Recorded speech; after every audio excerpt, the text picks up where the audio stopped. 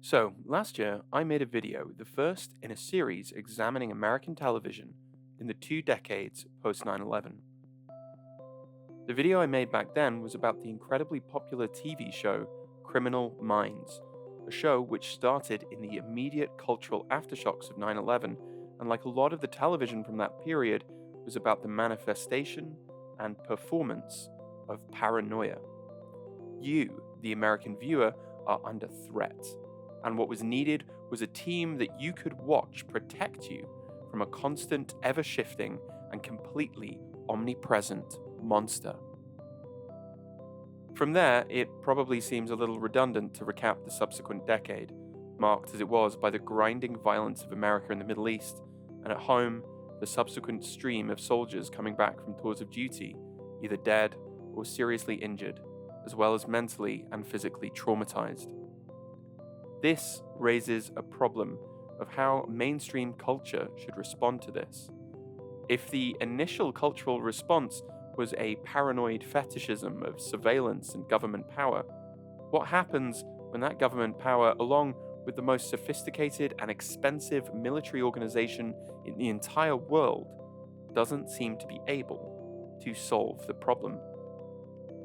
Generally, it is pretty difficult for deliberately mainstream television to be politically oppositional in an explicit way, especially within a cultural environment that is so deferential to political power as America. So, what happens? How does American culture respond? How do you find any kind of meaning in all of this? And there is a little watched TV show that actually makes all of these questions really clear. But before we get to that, there's some necessary context that we have to cover first. Let's talk about Bones. So, Bones is a TV show created by Hart Hanson, loosely based on the work of forensic anthropologist Kathy Reichs, who has written a series of best selling crime novels. The show takes her central character, Temperance Brennan, played here by Emily Deschanel, and partners her with an FBI agent and former Army sniper, Celie Booth, played by a handsome human refrigerator. The TV show sets them up as a fairly typical chalk and cheese style pairing, with Booth relying on faith, intuition, and instinct, as well as being a devout Catholic, whilst Brennan favors science and facts and logic. And she doesn't care about your feelings. It's a police procedural mashed up with some quirky, low stakes character comedy with a seasoning of CSI style science. It ran for 246 episodes. Increasingly, as the show went on, a principal concern came up in the chemistry and relationship between the two leads, the debate between science and religion. It was often framed in very reductive terms, but indirectly or not, the show was trying to explore the problem of meaning. It was an incredibly cozy show about the metaphysics of death. Was life made meaningful through a rational, positivist understanding of the world and our place within it? Or was it instead through instinct, through emotion, and through faith that human life attained meaning? The show was, in its content and form, very eager to always land the argument somewhere ambiguous, and usually preferred to close out this kind of question on the typical sentimentalism of family, friends, and doing the right thing. But given the ways in which Brennan's stereotyped science-y outlook is almost never completely justified, it isn't hard to see the show and its creators as making a choice here, right? The devoutly Catholic character is often shown to be at least partly right, and the scientific rationalist viewpoint is shown to need to compromise and adapt. This was an incredibly successful TV show. Season premieres averaged anywhere between 8 to 11 million viewers, and so it was almost kind of inevitable that the show, which developed a pretty large cast of recurring characters, would get a spin-off. And this brings us to Bones Season 6, Episode 19, titled The Finder, the backdoor pilot for a new show from the creator of Bones. The titular finder introduced in this episode is Major Walter Sherman, a US Army veteran who has what Booth terms finder powers. Look, it's essentially this joke from an episode of Futurama. Some cops can read minds. Did you do it or not? I'm not a mind reader. Some cops can see the past. I could solve this crime if only I had personally watched it happen. And some cops get help from angels. Come on, Gabriel. You must have seen something. Nah, man. I ain't seen nothing for no cop. But there's still one cop with no special abilities whatsoever. There's only one way to know who committed this crime. I'll just have to find out.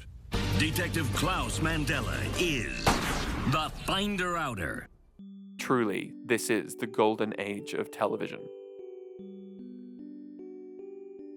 Okay, so long story short, in the episode of Bones, Walter uses his powers and, for some reason that I truly do not understand, Fox sees this and orders 13 episodes. Now this is where things start to get interesting. The show sets up Walter and a merry band of misfits to hang out at a Florida bar called the Ends of the Earth, where, thanks to his finder power, Walter is regularly visited by a variety of people who need a favor or something lost found again. But where this starts to get truly weird is how Walter acquired these powers. Whilst serving in the army in Iraq, he was caught in an IED blast and suffered a traumatic brain injury. On waking and recovering, he finds himself constantly driven to find what is missing. People are concerned that if Walter doesn't find what he's looking for, something bad will happen to him. So, in the previous video, I talked about Zizek's argument that cinema doesn't tell us what we want, but shows us how to desire in the first place. Film and television are in some way key to the construction of desire in the viewer. And so, in the context of The Finder, it's pretty clear that for the audience, the show is intended to function as a kind of retroactive justification. You watch the news one evening and see so many coffins draped in flags, or so many young people injured in life-altering ways. And then you can turn over to watch The Finder, which shows you that it's all okay because those who come back have become new people. They've got powers now. And simply by being here, they make the world just a little bit better. Like Bones, the show is aiming for a quirky, light-hearted comedy, but that misses the fact that its protagonist is a traumatized veteran driven by an almost obsessive need to make sense of the situation and the world in which they find themselves, whilst they are literally stuck in a place called the Ends of the Earth.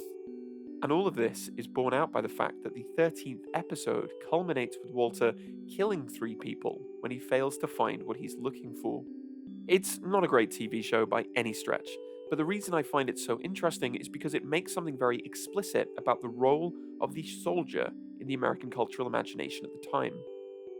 Bones, like The Finder, wouldn't exist without the character type of the veteran. Booth even goes back to the army at the end of one of the show's seasons. And it's kind of notable that the mid-2000s was dominated by investigative shows, things like Criminal Minds and CSI, but by 2012 there are multiple shows which depend upon the veteran as their principal character type. A shift from the detective to the soldier. For Walter, the show framed what happened to him as a metaphysical problem. How do you make sense of existence? How do you cope in the light of trauma and violence? Well, you look for a deeper meaning, you look for patterns, you look for what is lost, so that the world still makes a degree of sense. And if that falls apart, if you fail to find what you're looking for, all you're left with is violence. But the problem for The Finder is that the show is trying to solve the wrong kind of question. This isn't about metaphysics. This is about politics. The Finder is glaringly obvious in that it is about the realities of American imperialism coming back to America.